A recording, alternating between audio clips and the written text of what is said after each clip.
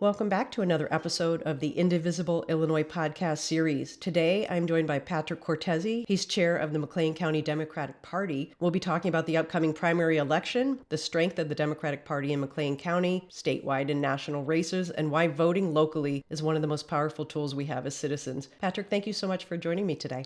Thank you so much for inviting me. I'm excited to be talking to you today. Patrick, can you tell our listeners a little bit about your background and what led you to public service and eventually to serving as the McLean County Democrat Party chair? I think I was probably destined for this role, to be honest with you. My mom grew up on the near west side of Chicago during the 60s. She was a social and political activist. She marched with Dr. King. She protested at the 68 convention, and she volunteered for Bobby Kennedy. When I was younger, we would listen to records of Jack and Bobby Kennedy's speeches, as well as a few other notable politicians. I remember in the 1984 primary, we were rooting for Jesse Jackson. We made sure we watched every convention, every speech, every political thing going on. So I think I kind of got off to an early start. In 92, I volunteered for the National Convention when it was in Chicago next. I was in the room that night when Bill Clinton gave his acceptance speech for his second term. And say what you want about that guy on a personal level, but as a politician, as somebody who could work a room, I would have run through a brick wall for that guy after that speech. And I was very, very excited. And I knew then that's something I wanted to get involved with. So I moved down here to Central Illinois shortly after that, got involved with my local party. I'm a good writer, I'm a pretty decent speaker. So I naturally gravitated towards the communication side of things and got started there. You're one of the founders of Indivisible McLean County. What inspired this effort, and what role do grassroots groups like Indivisible play in strengthening democracy, not just at the state level, but especially at the local level?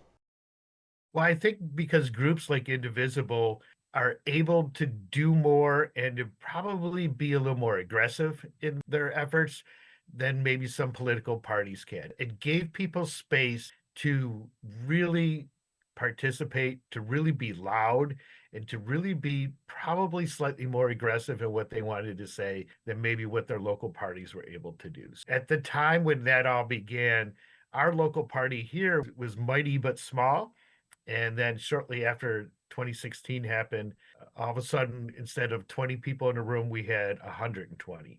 And our local party then wasn't prepared quite what to do with all those people. How do we put everybody to work? How do we make this work for us? So that's where Indivisible stepped up and kind of helped focus everybody, get them in line, and get them pointed towards a singular goal. Are you still active with Indivisible in general, or what is your role in this community right now? I've now become the chair of the McLean County Democrats. We still have an Indivisible chapter, and I still work with a lot of groups around the state. So I would say I'm still very active in Indivisible and do a lot of the same work, just in different roles. A lot of us who helped found that McLean County chapter are now in elected offices. Somebody like Elizabeth Johnson, who's now the chair of the McLean County Board. Sharon Chung was helping us out for a long time. She's now a state rep. Nikita Richards now has a job in Springfield working down there. So lots of us have found other outlets for our talents and what we need to do, but I don't think any of us have ever abandoned the indivisible ideals and principles. Many people do know about what you're running for next, but there is a position that a lot of people are unfamiliar with. You are a candidate for State Central Committee. What exactly does this mean? So, State Central Committee person is the executive board for the state party, the Democratic Party of Illinois. So, we're in charge of electing the state chair. We'd be in charge of hiring an executive director, and we're in charge of allocating the state party's resources throughout the state. If we're doing it right, we're helping local parties and local candidates be successful up and down the ballot. So that's kind of what I'm running on. There are two per congressional district. And so I'm running to represent the 16th congressional district, which is the No Good the Hoods district. Let's talk about that for a second before we move on. Bloomington Normal is a college town. Tell me a little bit about your district and what is the area like? Is it like Champaign-Urbana where there's a Democratic core, but the surrounding areas are pretty red? Exactly. So McLean County is very similar. Well, first of all, the 16th congressional district has 21 counties. So it goes all the way up to Galena, the northwest part of the state, across the state border with Wisconsin to McHenry County, down to Grundy County and Morris, and then finally here to McLean County and Bloomington Normal. The 16th, because when we did redistricting, the deal we made to get all the good Democratic districts that we did get, unfortunately, we had to give the Republicans 3 good Republican districts, and the 16th is unfortunately one of those. So all those counties I mentioned, McLean and Peoria and Winnebago, all have good metro areas, Rockford and Peoria and Bloomington Normal, but the 16th unfortunately doesn't have very much of those. It's the rural areas around those bigger cities and bigger metro areas. But I know here in McLean County, we've made a lot of progress and a lot of success because we talk about issues. And whether you live in Stanford or Ellsworth or a rural part of those counties, the rural parts of our district, the issues are still the same, right? Our farmers are still hurting. Groceries still cost the same no matter where you live. So if we're doing this right, and we have been, talk about the issues, and it matters to everybody. And I think we have a real opportunity here to be successful this election cycle because it seems like the Democratic Party, especially local ones and the state ones, are finally figuring that out. I'm really glad you brought up the upcoming election because you and I have said this many times in our lifetime. I know this coming election is the most important in my lifetime. We keep saying that. Tell me why this particular primary election is so important. Well, yeah, and it seems like we've been saying it awful lot, especially the last 10 years. It really is. This is our last chance to put up some guardrails on this current national administration. If we don't do this now, if we don't take back Congress and take back some control over what's happening and what's coming out of DC, I hate to be that guy, and I'm usually not that guy, but our opportunities to do that at a later date become not so good. And so I really am worried that if we don't do our work here and take back Congress, we're going to have a really hard time in 2 years electing a president. That being said, we've got to send back all the Democratic candidates like Eric Sorta in the 17th, like Nikki Bazinski in the 13th, make sure they're going back to Congress, and then elect a guy like Paul Nolly, who's running against Darren LaHood in the 16th, and see if we can't get some folks back there who've got some common sense and some ideas and would more reflect our values and principles. We've got to put some guardrails up, and this is our chance to do that. Have you been encouraged by some of the national elections? When I look at someone like Mary Miller in her district, it is 75% Republican voters. Do we have a shot at unseating some of the people in Republican strongholds? Yes, Mary Miller and Mike Bose in Southern Illinois are really going to be a challenge. I don't know that that's going to happen this cycle. But again, if the candidates and the party, both on the state and national level, follow through with what we've been doing in McLean County, like I mentioned, talking about issues that affect rural folks, farmers, talking about healthcare and affording their groceries and making sure that they can be successful in their lives. Yes, eventually we can do that. The 16th, however, is a little different. It's only a plus 11 district for Darren LaHood. And so far, Democrats have been running a plus 15, plus 20 in a lot of these special elections. And we're fortunate that Paul's got a great backing. He's a labor union guy, so a lot of labor unions are going to be backing him up. And he's campaigning his butt off. He's got a groundswell of support that right now that's really, really impressive. So yeah, I think there's a chance, a slight chance that we might be able to get rid of LaHood. I know you can't talk about the all 102 counties, but you sure can tell me about McLean County and what some of the voters should focus on. What are some of the down ballot races we should be looking at? Well, in McLean County, we're looking at county board races, right? All the Democratic candidates are running unopposed in the primary. So we don't have any competitive primaries for that, but it helps them out. So show up and vote. Make sure you tick the box for your local county board candidate. There are races like mine for State Central Committee. And most everybody in McLean County will get to vote for me. I do have an opponent, so that would certainly be helpful in my race if I could speak for myself. And then I think you're looking at the congressional race. I think you're looking at the race for comptroller. You're looking at the race for Senate.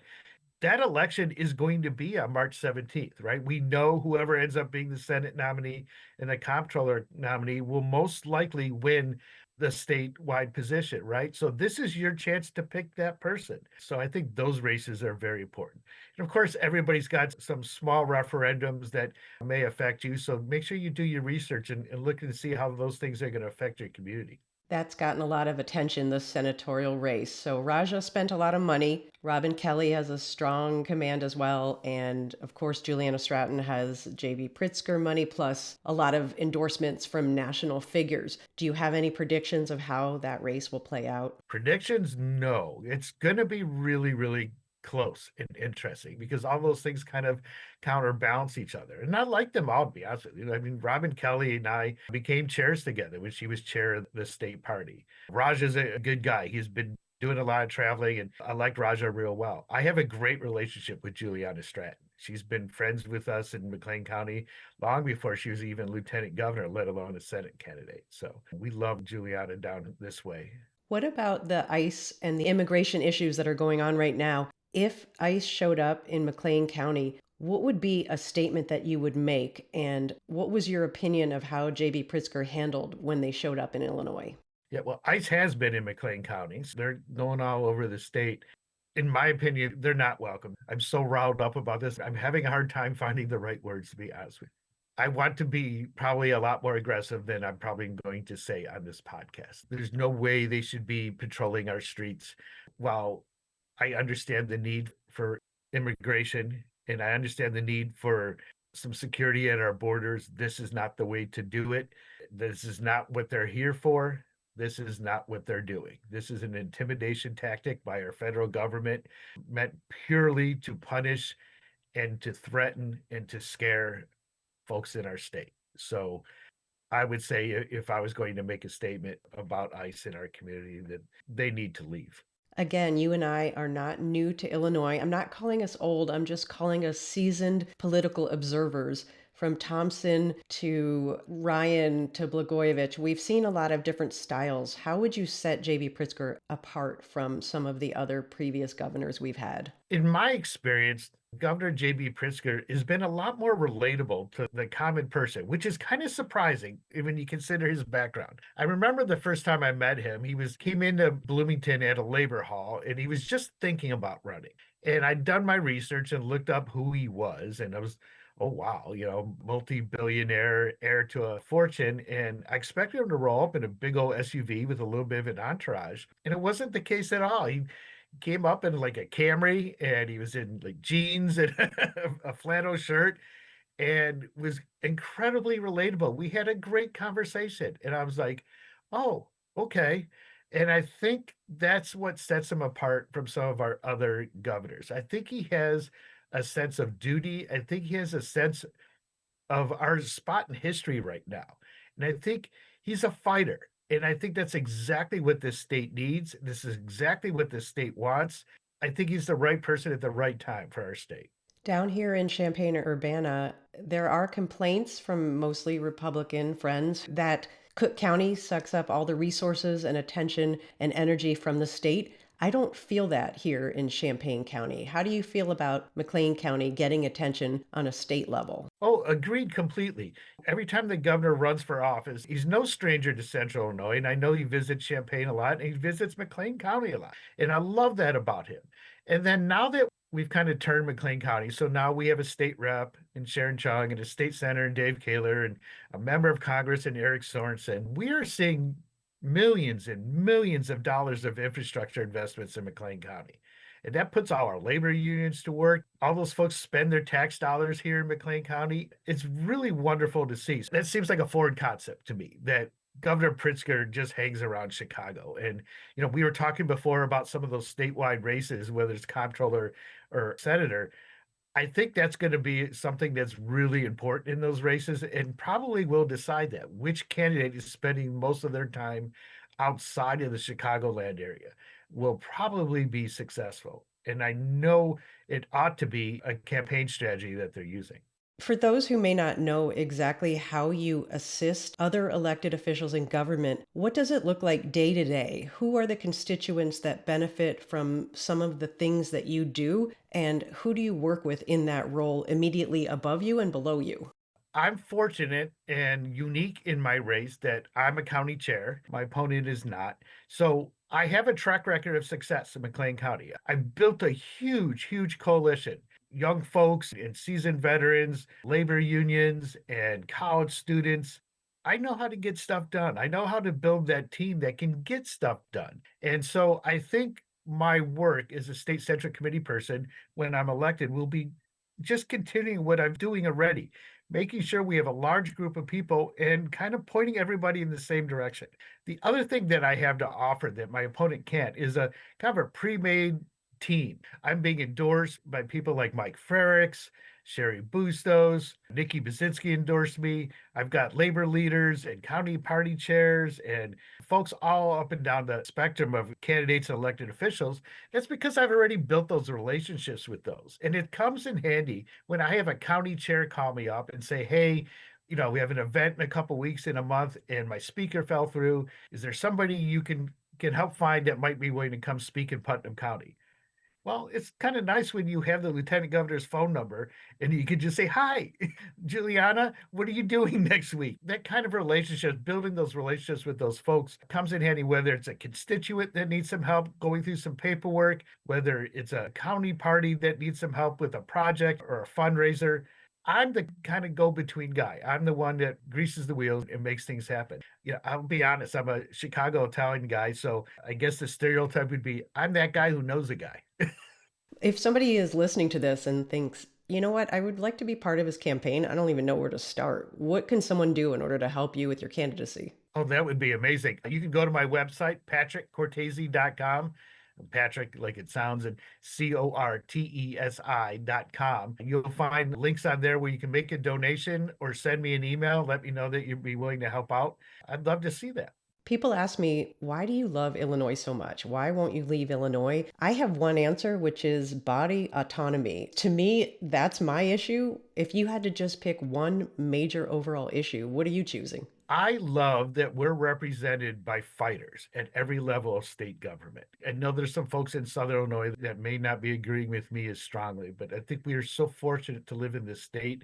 I have friends who live in the states around us, and they are nowhere near as pleased, feeling nowhere near as safe as we are in Illinois, especially when it comes to issues like health issues, like economic issues, like resisting against what's happening in Washington, D.C. We are so fortunate to have a state legislature, a statewide elected, a governor like J.B. Pritzker, and even our members of Congress for the most part. We might live in echo chambers because we tend to surround ourselves by people that we want to spend time with and that we share the values with. For anybody that is disenfranchised or I can't believe they're still independents, but there are, what is your message for them about voting and being active in local government? The best way to make change, the best way to fix all that is to get involved. I understand it. It's really easy to give up and just go, I'm going to go play Fortnite instead. I'm just going to kind of forget the world is happening around me. The phrase we like to use, especially with Gen Zs and some of our college students, because they can sometimes be not quite so enthusiastic about participating in local government.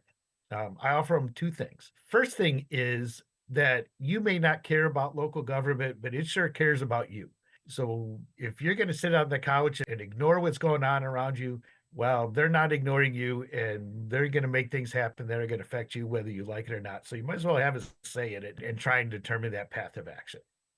The second thing we do, and it's been really successful, like I mentioned, on campuses, especially at Illinois State University, is we point out that when college students get involved in the election process, they have a lot of power.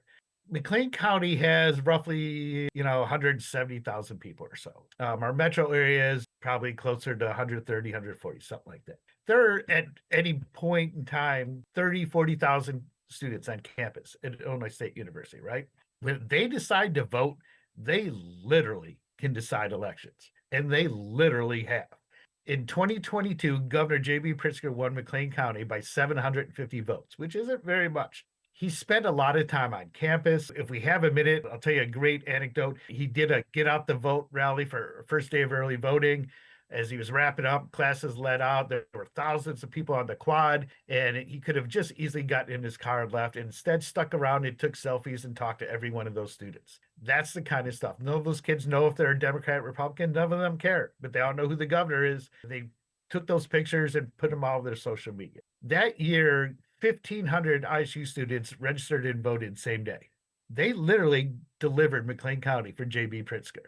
This next cycle in 24, we had 5,000 college students register and vote the same day on election day.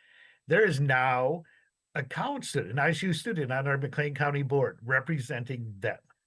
There are now young people representing college students at various levels of government in McLean County. if they get involved in the process, they can really have a say in how things are going. In primaries, we tend to have older, affluent voters, but are you telling me that the kids are all right? We're going to see a lot of turnout with younger college age students? I think so. If the candidates are smart, they will. I know somebody like a Holly Kim is spending a lot of time working with younger voters. Her team's all younger voters. Sharon Chung doesn't have a primary opponent this time, but that's been a big part of her success. So, yeah, I think any campaign that really wants to win, especially outside Chicagoland, should be spending an awful lot of time on campus at U of I, at Bradley, Northern, all the state schools, right? All the directional schools. That's what I would be doing. Before I let you go, is there anything that you want to tell me that sets you apart, either from your primary opponent or from anybody else that is in the race for this upcoming primary on March 17th? What sets me apart is I have a track record of success. We've kind of figured out what we're doing in McLean County, and it works. I know how to win. When Sherry Bustos endorsed me, she said, I'm behind this guy because he just knows how to win. So I have that track record of success. I have the relationships needed. So I'll be ready to go day one. When I walk in that state central committee room for the first time, 90% of those people know who I am. 80% of them are going to be excited I'm there to work with them. I think that's what's going to set me apart. I'm still very grounded, though. I don't let that go to my head, right? I was just at a meeting yesterday with National DNC Chair Ken Martin and our state chair Lisa Hernandez. And, to get that opportunity to have 10 minutes to talk to the national chair and remind him about, hey, just because we're a safe blue state, most of the counties in Illinois are not safe in blue, and we have to fight and scrap for every Democratic vote. I think I'm probably the only candidate in my race that will have that opportunity to pass that message along and hopefully get something done with the national and state parties. Thank you for listening to this episode of Indivisible Illinois podcast series. A big thank you to Chair Patrick Cortesi. He's chair of the McLean County Democrat Party, also a candidate for State Central Committee. Thank you so much for joining me today.